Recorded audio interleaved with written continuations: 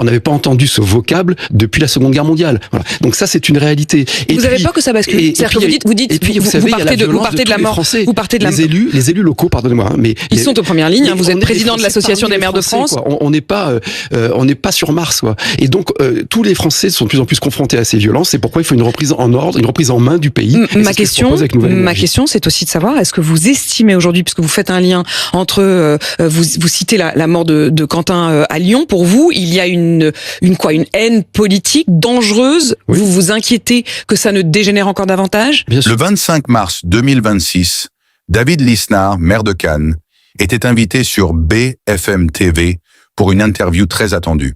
Et le moins qu'on puisse dire, c'est qu'il n'a pas mâché ses mots.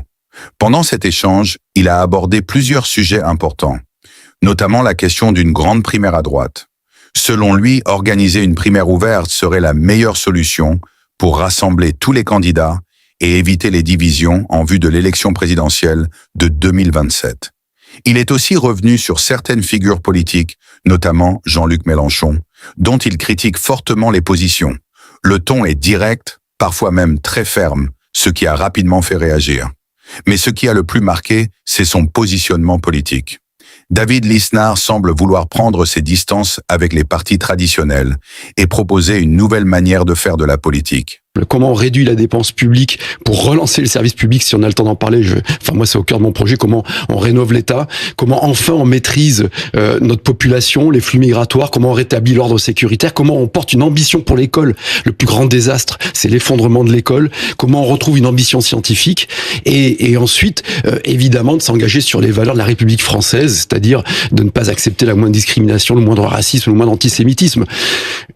Juste, pardonnez-moi, mais j'en profite pas. Enfin, il faut bien comprendre que notre démocratie, elle est en crise profonde. C'est une crise souvent de l'impuissance. Mais regardez les violences qui sont faites à Mantes-la-Jolie, au Blanc-Ménil, à Creil, à Vaux-en-Velin, et que là-dessus, on peut pas rester passif. Ce que je vous propose, c'est d'écouter ce qui s'est passé. Puisque vous mentionnez cela, j'allais y venir. Il y a eu en effet des moments d'extrême tension, notamment à l'annonce des résultats par les maires sortants. Vous citiez ces villes. Je voudrais que l'on regarde effectivement ce qu'il s'y est joué. Allez, sors là, arrache ta mère. Ouais, tu nous as trop fait la misère. Allez, dégage-toi là.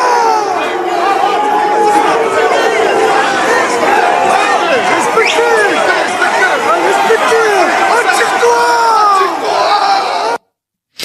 Vaux-en-Velin, Blanc-Ménil, Creil, voilà les images que l'on a vues. Habituellement, il y a une sorte de coutume républicaine qui consiste à écouter notamment les résultats prononcés par le maire sortant, qu'il soit réélu ou non. Et en effet, ça a donné lieu à cela. Qu'est-ce que ça dit pour vous? Alors, des tensions sur les résultats, il y en a déjà eu dans le passé, mais là, il y a une augmentation et il y a eu des menaces physiques, des maires qui ont été bousculés. Le maire de Mantes-la-Jolie dit que non seulement il a été lui-même insulté et humilié, mais que sa fille de 14 ans l'a été aussi. Exactement. Et ça traduit cette violence, d'abord la volonté de groupes liés à l'extrême gauche d'imposer la terreur. C'est une évidence. Enfin, je sais pas si on se rend compte du glissement depuis quelques mois, avec de la violence, avec des morts. On l'a vu récemment avec le jeune Quentin, avec un discours de Jean-Luc Mélenchon totalement surréaliste, mais qui, pardonnez-moi, renvoie à une forme de néofascisme. Quand hier, dans conférence de presse, il compare certains de vos confrères qu'il a le droit de critiquer. Je veux dire, moi, je suis pour ça, qu'il a le droit de s'indigner de leurs opinions. Mais il parle de certains de vos confrères de frontières en les comparant à des rats. On n'avait pas entendu ce vocable depuis la Seconde Guerre mondiale. Voilà. Donc ça, c'est une réalité. Et vous n'avez pas que ça bascule. C'est-à-dire que vous partez de la mort. Vous partez de la les élus locaux, pardonnez-moi, mais ils sont aux premières lignes. Vous êtes président de l'association des maires de France. On n'est pas sur Mars, quoi. Et donc tous les Français sont de plus en plus confrontés à ces violences. C'est pourquoi il faut une reprise en ordre, une reprise en main du pays. Ma question, c'est aussi de savoir, est-ce que vous estimez aujourd'hui, puisque vous faites un lien entre vous citez la mort de Quentin à Lyon, pour vous, il y a une haine politique dangereuse. Oui. Vous vous inquiétez que ça ne dégénère encore davantage? Bien sûr, parce que tout le vocable de l'extrême gauche, et notamment de LFI, ils n'ont pas le monopole de la violence, mais ils en ont maintenant la quasi-exclusivité, consiste à considérer qu'il n'y a pas des compétiteurs, voire des adversaires, mais qu'il y a des ennemis. Et donc, cela alimente, lié à des réseaux wokistes, à des réseaux islamistes, etc., cela alimente une violence que l'on constate dans le pays. Et face à cela, déjà, il faut le condamner. J'attends les condamnations des leaders politiques, et y compris de gauche et d'extrême gauche. Vous leur demandez ce matin de condamner? Moi, je vais voir si, en tant que citoyen, on ne peut pas saisir le procureur de la République parce qu'il faut une condamnation morale, une condamnation politique, mais il faut aussi une condamnation pénale. Et il faut maintenant que ce soit... Est-ce que ça veut dire qu'en tant que président de l'Association des maires de France, vous pourriez prendre des mesures ou... Il faut protéger les élus, évidemment, protéger les candidats. Alors, je ne sais pas si c'est au titre de l'AMF, parce que on rentrerait dans des considérations juridiques, sur la capacité à agir. Mais en tout cas, je vais regarder cela dans les prochaines années. Est-ce que vous redoutez une crise profonde du pays, où il puisse y avoir, en effet, parfois plusieurs morceaux de France qui se regardent avec la hargne que l'on a pu voir dans ces images? Oui, il y a une archipélisation, une parcellisation, ça c'est certain. Mais parallèlement, je vois aussi, je parcours le pays et je le fais sans cortège, quoi. Moi, je suis l'AMF, on est bénévole, et je vois notre pays qui est aussi bourré de talent, de civisme. Il faut le savoir, le voir aussi, et qu'il y a vraiment un pays réel aujourd'hui qui aspire à la tranquillité, à la liberté.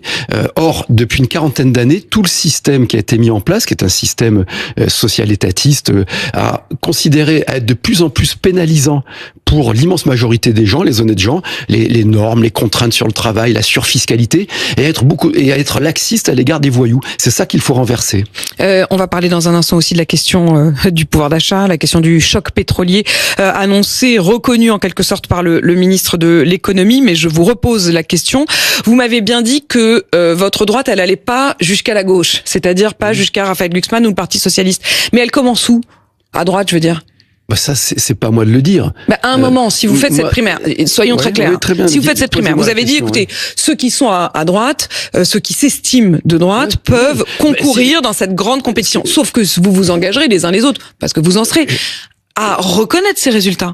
Oui, bien sûr. Je rebondissais sur le propos de Gérald Darmanin qui parlait de Glucksmann. Tout à fait. Je pense pas que Glucksmann se dise je suis de droite et je vais venir à la primaire. Oui, donc de toute façon pour vous c'est assez largement théorique. Le RN a encore dit récemment par Marine Le Pen qu'il était ni de gauche ni de droite. Et de toute façon, vu les sondages qu'ils ont, ils ont pas besoin de ça. Ce que je veux dire, c'est qu'aujourd'hui, un parti comme LR doit comprendre qu'on n'est plus au XXe siècle. C'est-à-dire qu'on ne peut pas aller directement au premier tour de la présidentielle et se qualifier pour le second. Donc, il faut un quart de finale avant. On l'a bien compris. Ce quart de finale, c'est la primaire. Vient qui veut, de droite. Et pas un Dupont-Aignan, il faut qu'il puisse venir.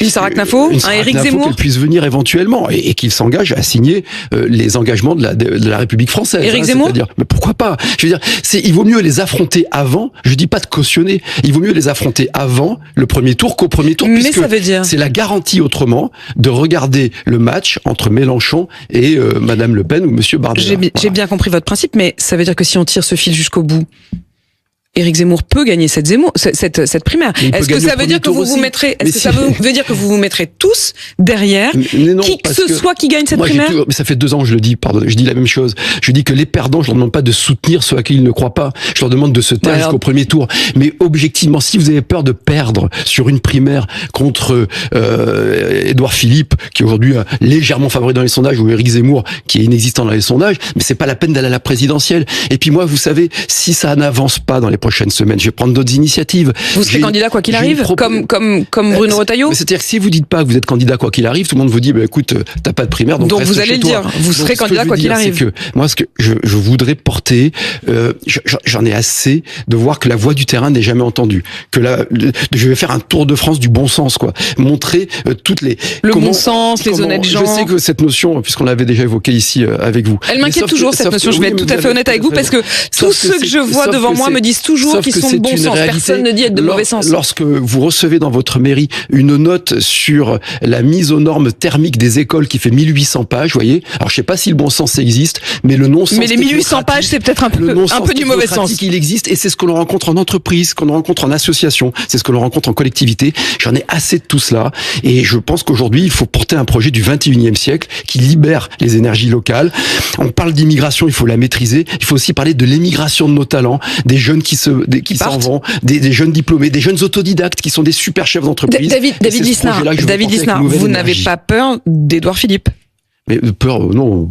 Vous vous dites pas, Édouard Philippe va gagner quoi qu'il arrive, donc j'y vais pas. Mais moi, je veux le confronter nos projets, nos personnalités, nos parcours, et ce que l'on a fait. C'est-à-dire que Édouard Philippe, que je respecte sans difficulté, il y a pas de souci là-dessus, est celui qui a démantelé avec Emmanuel Macron le parc nucléaire, et celui qui a fait émerger les gilets jaunes. Donc je pense que tout ça c'est fini. Voilà. Pour vous, il est de l'ancien temps en quelque sorte, Édouard Philippe. Je pense qu'une compétition ouverte permettra de démystifier tous ces effets de sondage et tous ces effets du microcosme. Il y a une sorte de mystification d'un Édouard Philippe, par exemple, à vos yeux. Oh, je pense qu'il serait heureux de savoir qu'il peut être mystifié. Mais en tout cas, je pense que sa grille de lecture n'est pas celle qu'il faut en 2026. David Lisnard, à Nice, votre candidat, c'était Éric Ciotti? Moi, j'avais un candidat à Cannes, c'était moi-même. Voilà, donc je comprends pas très bien le sens de la question. Vous l'avez vu évidemment quand vous avez déjeuné avec Éric Ciotti ou pris un café, je ne sais quoi. En tout cas, vous étiez attablé avec lui.